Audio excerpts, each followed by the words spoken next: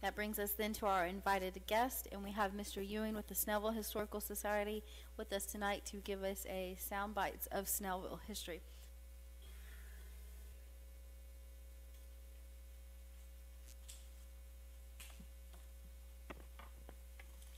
Thank you, Mayor. It's good to be back again. It's been a while.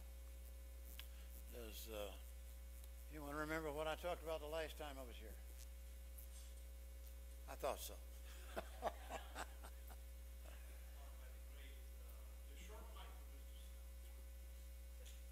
You get a gold star.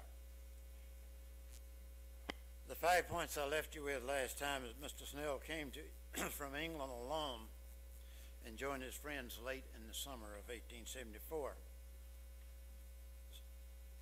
A couple of years after that, the Sawyers that he joined, where his friends left him and went up north for a while, he was alone again. He married, had a child, started a business, and began to prosper. When his friend Sawyer returned, Snell welcomed him into his home and into his business. His was an untimely death in 1896 at the young age of 39. Tonight I'm going to talk about his friend.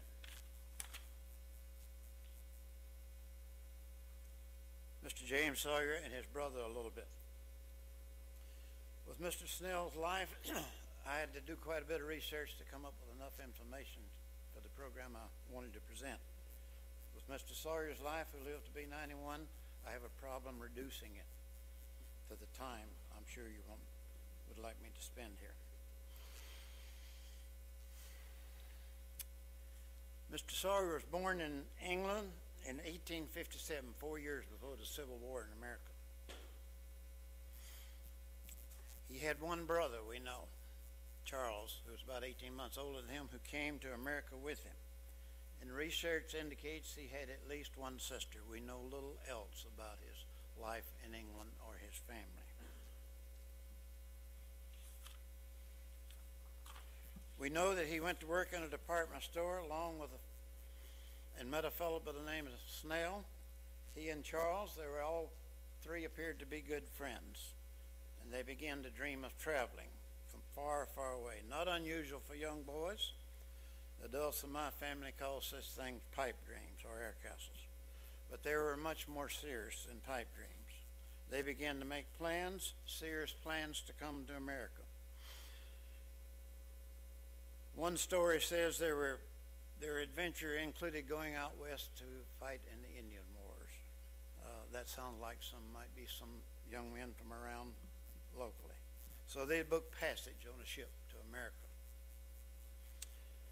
The family found out that Snell was leaving, and they didn't go along with that, so the Sawyer boys left without him. And as I say, he came later, came along. Sawyers arrived in New York in March of 1874.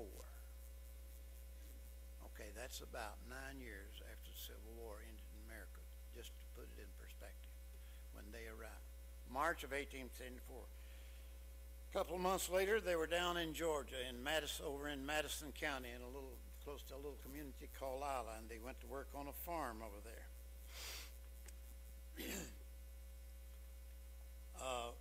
About 4 months later, their friend Snell was alive.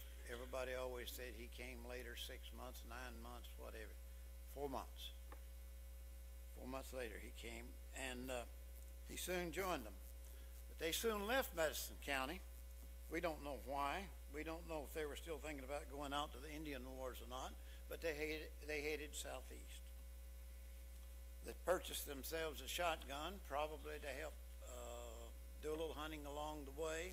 Maybe they learned about that. Possibly they had come face reality. They were going to need food and shelter and their clothing replaced. If you stop to think about it, these were teenage boys, and they probably hadn't thought that far ahead. They were willing to work, and did, mostly as day laborers on farms along the way. It must have been hard on them because they were young men from a large city who had been doing work in a department store and that sort of thing. But I I suspect there was no other choice for them. They were in an agricultural economy and there was not other work available. They came through Lawrenceville on a Sunday afternoon and had a little Donnybrook there. And with the good sense of the two youngest boys, they talked Charles out of taking on a couple of 3 hoodlums in Lawrenceville, moved on down the road about 7 miles to a farm owned by Mr. A.G. Holmes. Our hospital today sits on part of that farm, but the part they were on was over on Webb House Road. It ran all the way across there. Now, they found the promise of a job, grubbing new grounds, if you know what that is.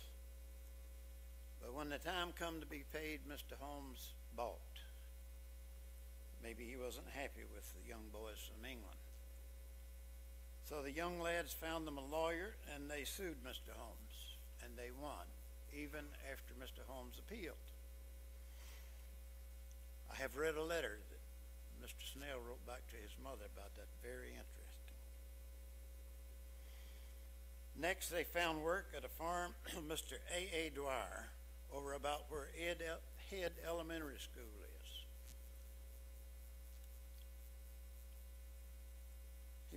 He was known as Captain Dwyer because he kept his title from the Civil War. He was a captain in the Civil War. Not long after that, the Sawyers decided to leave. First Charles left and went back up north. Some months later, James followed him because he hadn't heard from him and he was worried about his brother. So he went to find him. He never found him, but he found a job up there, and he worked on a farm in the Hudson River Valley for a while. Then he spent about a year in New York City. Charles came back, and I don't know if he came back before James did or not, but he came back and got married to a lady by the name of Flowers, and he followed that family to the suburbs of what is now Birmingham, Alabama. It wasn't suburbs then, it was out in the country.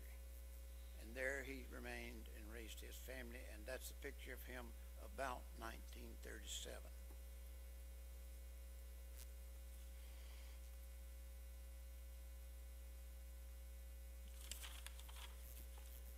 James returned to this community in August of 1879.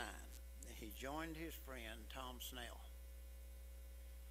who had by that time married, had a child, had begun a small mercantile business at the Crossroads, which I refer to as the Crossroads here, in Cates's Militia District of Gwinnett County. The 1880 census shows that Mr. Sawyer was a boarder in the home of Tom Snell. I want to read that again. It's a key. Mr. Sawyer returned about 1879. He joined his friend Tom Snell, who had by that time married, had a child, begun a small mercantile business at the Crossroads in Cates's District of Gwinnett County. Mr. Snell was here before. You always hear that they formed a business together. That's not so. Mr. Snell was here, had started the business. Mr. Sawyer came back, joined in him.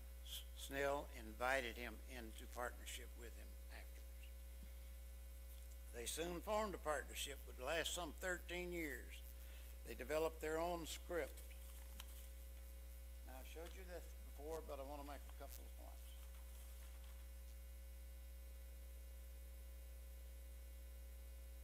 Okay, I don't know how good you can see that on your thing, but I want you to know the series, 1882. Got it, Bob's like that? Ah, okay. Series, 1882. That's 3 years after they went into business. Now I want to show you the reverse side.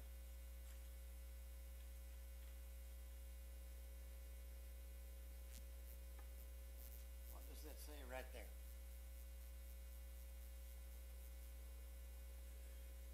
The name of Snellville was settled by 1882. A lot of people don't think that was so. They think it was the post office was formed in 1885. Not so. They published script with the name Snellville on it in 1882.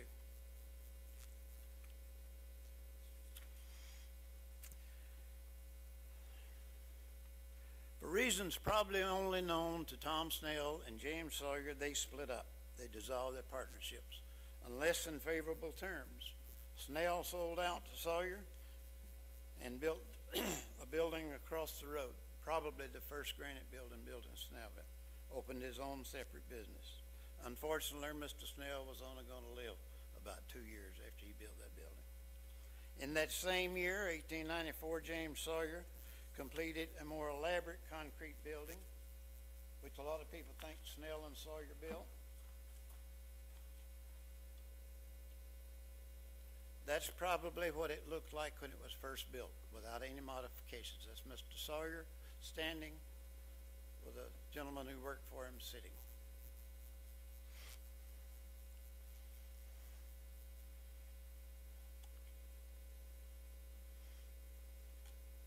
Now, Mr. Sawyer remained there in that spot for some 45 years in business.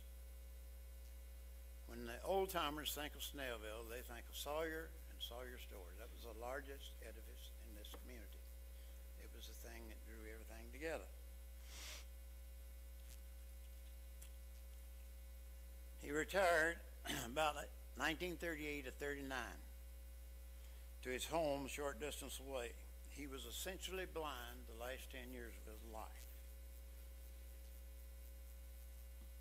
He married a Miss Emma Webb in 1883.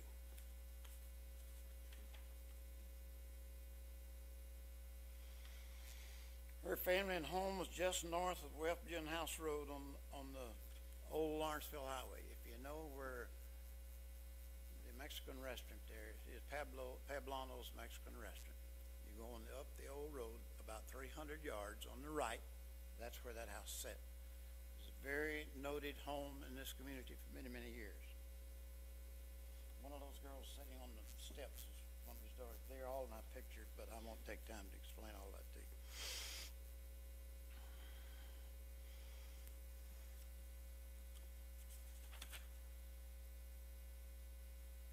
It's James and his wife Emma. That's copied from an old tintype. He completed his home in 1883 as well.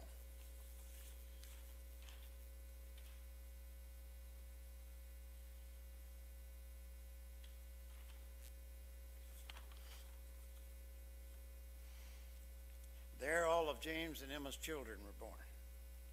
And there those children remained until they left home. As you can see, there's 4 of his 5 children that lived to be adults. There. Notice the details in the house as compared to a later picture made where they had made some modification to it.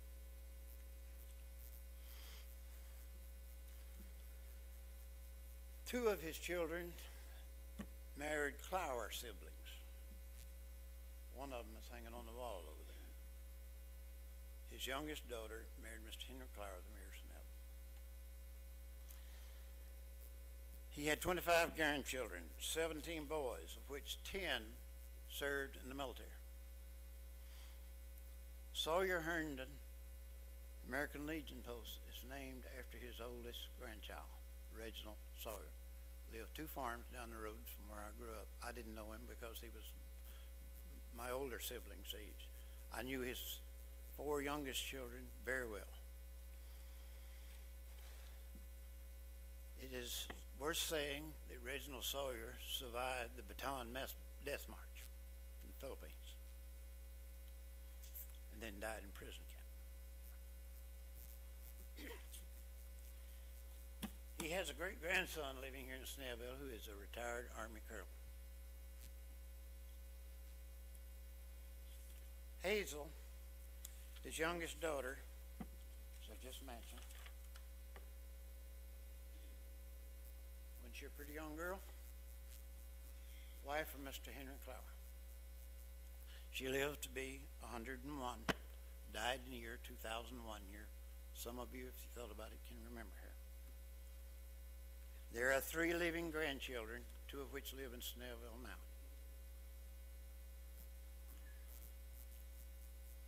He was very active in the community, especially in the schools and education. When the Old Rock School was built, 1923, he was the second longest serving member of the Board of Trustees of that school.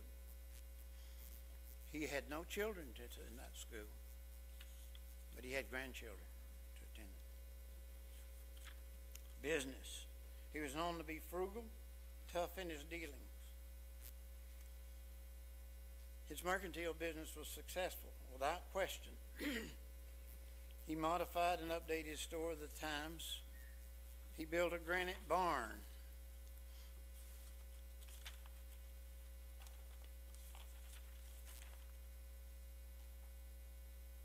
Now, when I say he modified it, when automobiles came in, he added this wing on here on the side of the building. Made a door where those windows at would be windows like that. Went into that building, started operating a service station, although he didn't know anything about vehicles, but he knew you had to change.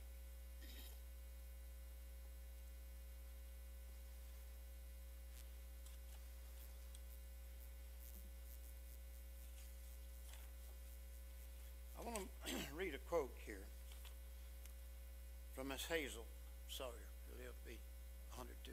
She was interviewed about 9 years before she died. Reporters tend to get things wrong a lot, but this is a quote from her, and it's important. One day, Papa went to Atlanta, and when he came back, Snell had started calling it Snellville. Snellville. Well, Papa always said nobody seemed to care. Hazel's voice trailed off. I wish he had left it New London. That's about as close as you're going to get to how Snellville was named. He opened the business first. He invited Sawyer in. They produced the script, and he was listed as the manager, and Sawyer was listed as the cashier. And I suspect he decided he wanted to call it Snellville, and did.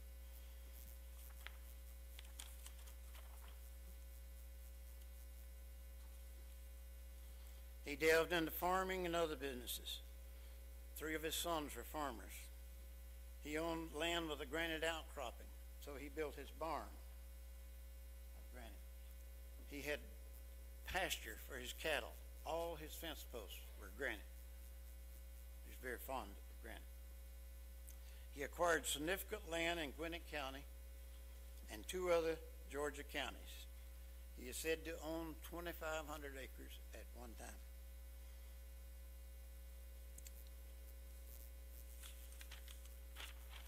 Another interview.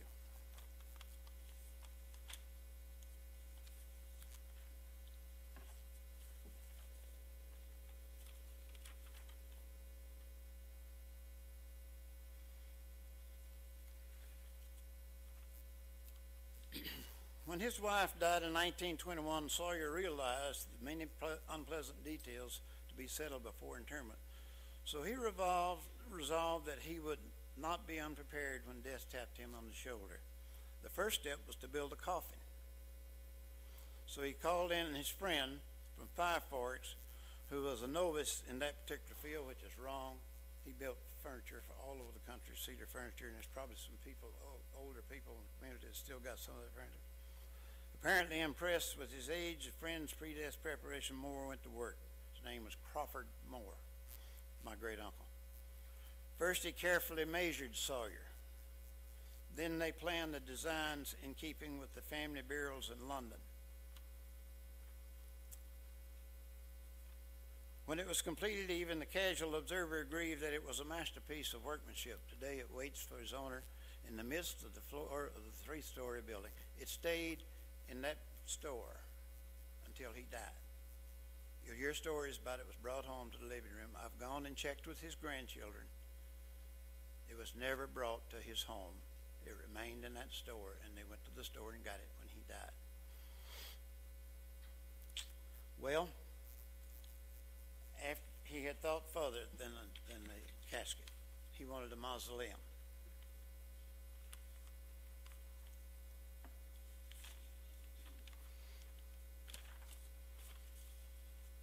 Finding the plot worthy of his plans was simple. Sawyer owns the Baptist cemetery, which was not true. He owned the land around the cemetery, and he devoted that to the community, and they started selling lots on it. He didn't own the cemetery at the time. He constructed a mausoleum there of cement blocks, faced with flints. His daughter says he went to Yellow River in a wagon and picked those rocks up out of the river himself and brought them to be put onto those, to do that. Each side is faced with flint stones, and I won't go any further than that because I'm going to show you a better picture of it in just a minute.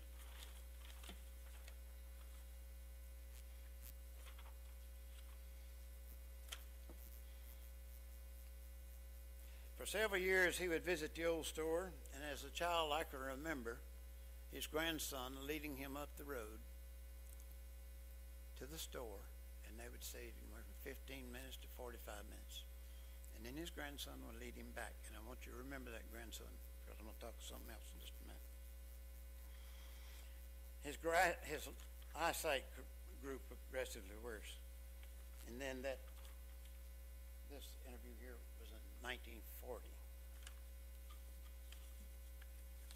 This is probably the last known picture of Mr. Sawyer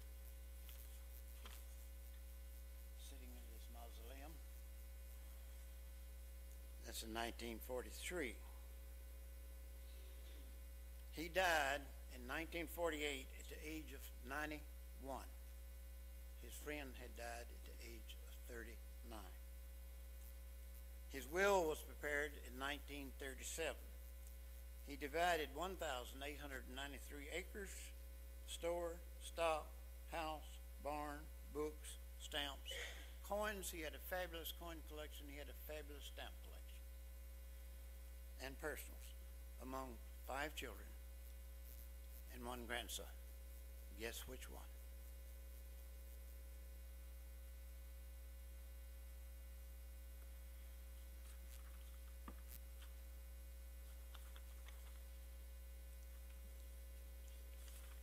Well, it's time to go. The God of progress has arrived. It was determined that his lifelong accomplishments was in the way of progress. His store was demolished in 1966. That picture was taken the day before it was demolished by the late Miss Catherine Bird with a little small camera. She walked out in the middle of the road. She referred to him as Uncle Jim. She lived right across the road from him, grew up there. They were very close. The house was demolished.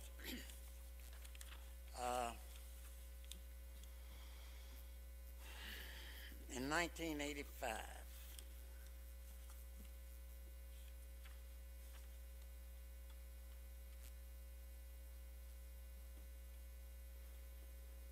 After a 5-year effort by some active community members to save it, they were not able to save it.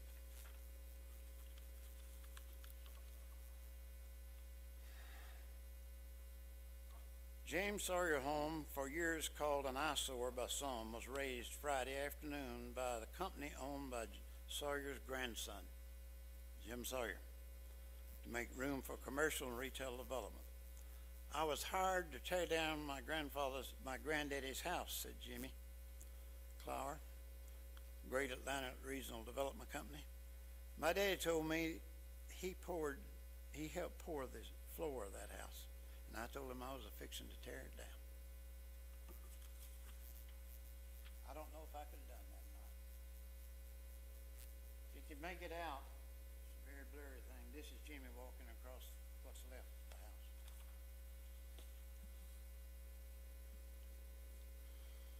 But his mausoleum still stands.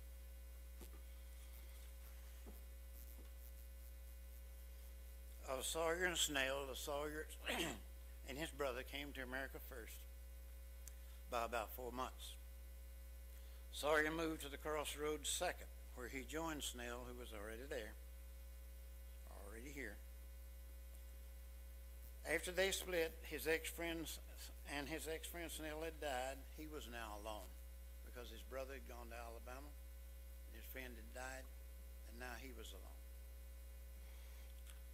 Very successful in business and land investment.